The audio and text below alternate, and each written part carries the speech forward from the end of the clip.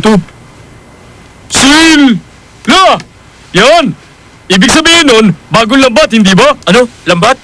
Panghuli ng isda yun, di ba? Pero, ibig sabihin din nun, seda, ha? Sila. Bagong seda. Alam ko na! Ano? Hindi ba paganihan? May paligsahan ng paghahabi. Ano yun? Diba? Pagyari sa seda, nagsusuot lang mga warang. Tsaka, tayong mga nangdo, hindi pwede magsuot ng ganun. Kung ganun, ang ikatlong kahulugan ng warang, damit na yari sa seda! Oo! Naiiral nyo na naman ang pagiging utak-bihan nyo eh. Huwag nyo masyadong Ano mo papalata. bang sagot, ha? Lambat lang ang ibig sabihin nun. Yun lang, huwag nyo nang dagdagan. Lambat ang ano? Anong lambat yun? Anak, ano ba lambat? Eh di yung panghuli ng isda. O ngayon, O ngayon ka dyan, magaling ka kasi, makinig ka. Gaya ng mga isdang gumagamit ng lambat para manghuli ng isda. Para sa sila, ganun tayo mga nangdo. Yung bekyo at yung koguryo, yung dapat na nilalambat natin.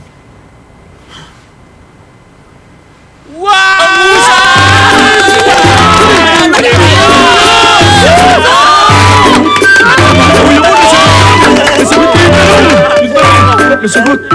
Teka lang. Marabo yun. Kung naisip ni Kuya Jack bang isagot, eh di ang dali ng tanong. Aray! Hinihingi mo yun, umamin ka na. Ikaw talaga, kanina mo pa yun hinihintay eh. Parang sira naman si Punong Maestro. Ba't siya magbibigay ng ganung tanong? Oo, no. Nanay ko nga, tinatanong din ako ng Oo, gano'n, no. dali yan. Buti na lang, hindi nakakaawa yan. Nagpipigil lang ako sa inyo eh. Ang punong maestro nagbigay ng ganong katanungan. Ha?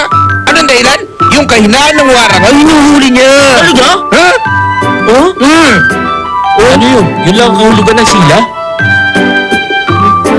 Kung ganun, yung sagot alam na natin. Ayos! Marami na!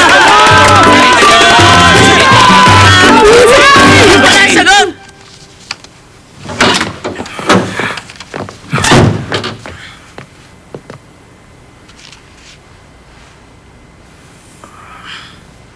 Mga naisip na yung naisip ko. Si Haring Chicho ang lumikha sa pangalang Sila. Malamang nakatala rito ang kasagutan. Ganun na nga. Pero nandito na kayo. Nagulat ka? Kami nang nauna. Kasi simula lang namin. Gusto niyo maghintay?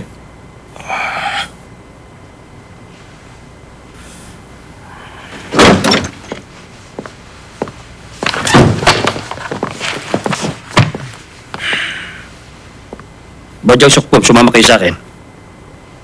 Pero ama, kasi simula pa lang namin.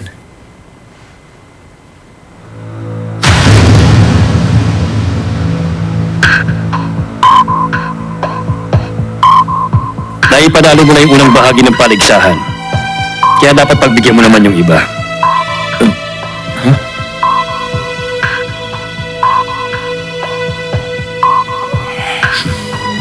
Lumabas na kayo.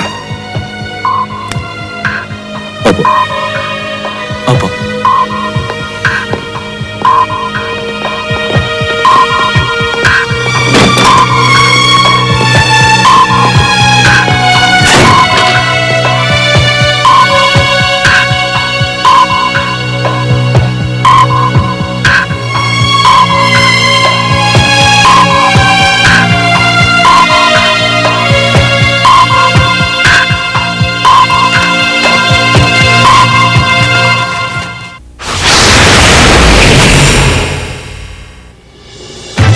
Maging Maestro, hindi ko po inusisan tungkol sa aking mga magulang at kung sino man po ang aking ama't ina.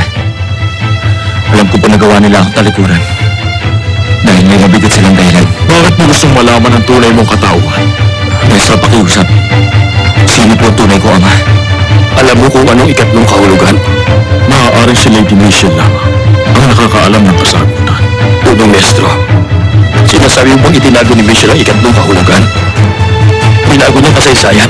Papayag nila. Nanasak na niya siya ng alam ng katibayan upang maitago ang sagot sa ganyang katanungan. Hindi nila malalaman ang kasagutan. Dahil ang mga nakakaalam lamang, si Punong Ministro Sejong at ako, si Nishin. Hindi kaya. Alam niya siya ang sagot sa kanyang Punong Maestro.